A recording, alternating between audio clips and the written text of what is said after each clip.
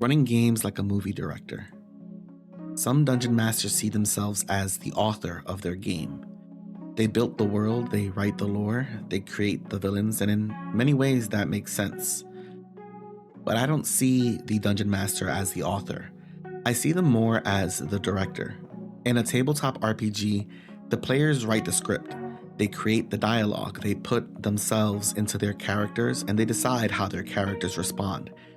They improvise, they surprise you, they change the direction of the story.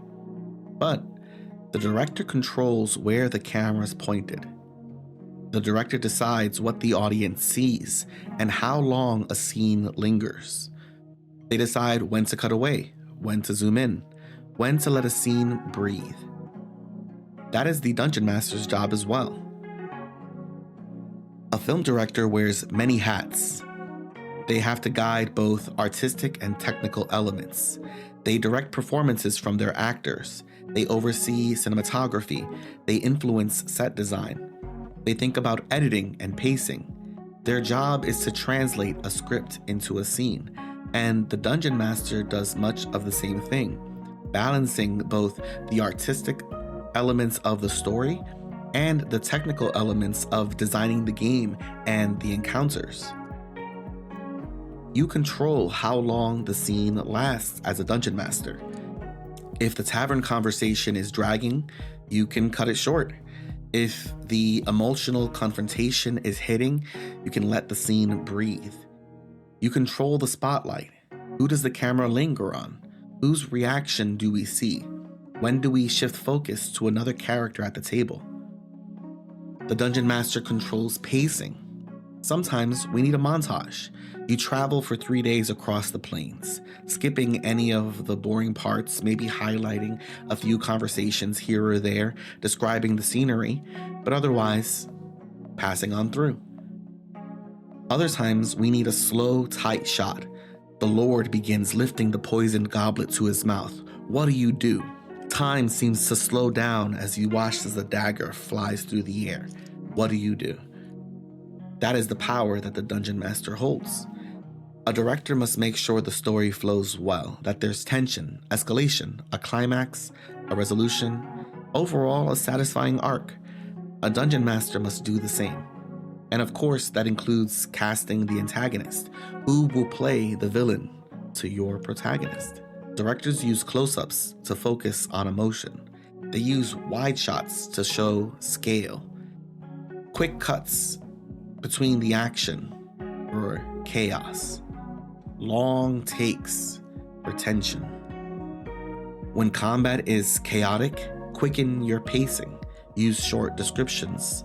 Try to create a sense of urgency. And when the party enters a massive city for the first time, you widen the lens, broaden your scope, describe the skyline, the crowds, the scale.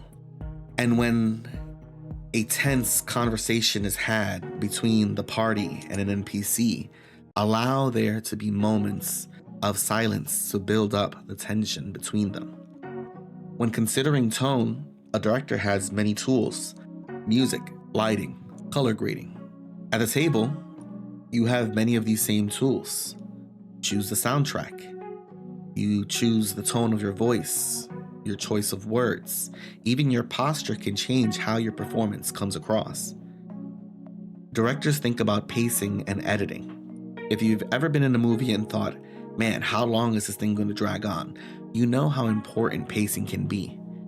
Not every moment deserves screen time, and that includes at the table. You don't role play every mile of travel unless there's something interesting that happens. You don't need to roll for checks every few minutes unless there's some chance of failure. And you don't need to spend 30 minutes haggling over the price of rope in a store unless it matters intensely to the story. Cut the boring scenes and keep the ones that matter. Great directors sometimes limit themselves on purpose. They know that taking away can be just as important as adding on. They might choose to shoot an entire film on 35mm lens. They might only use Dutch angles during dream sequences so the audience feels disoriented. They might film from a single angle, allowing characters to step into or out of frame on their own. Or they might shoot completely in black and white and only allow red to appear to draw attention to blood or violence. As a dungeon master, you can do the same thing. Maybe in a horror arc, you limit long rests to increase tension, and you limit yourself to only choosing certain thematic monsters. Maybe in a political campaign, you restrict resurrection magic so that the death of the political figure has more weight to it. Maybe you decide that every flashback sequence is played out at the table so that we can learn the truth of what happened together, so that not even you know who's guilty or what exactly happened. Placing restrictions on yourself forces you to get creative and to challenge yourself in a fun way. The fun is the key word, as once we find the fun, we as dungeon masters can lead others to it. Most of all though, a good director knows what the film is really about. Art always has a message, whether delivered consciously or subconsciously. As a dungeon master, ask yourself, what is this campaign about? Is it about redemption? Then highlight moments of forgiveness. Is it about power? Then show the players the cost of it. Is it about friendship? Then give them chances to sacrifice for each other, to show up for each other.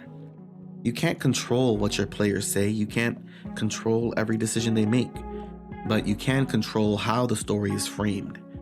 You can control what gets emphasized. You can control how the moments land. And that is how you deliver a powerful story.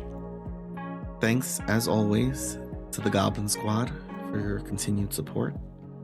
These videos would not be possible without your guidance and encouragement.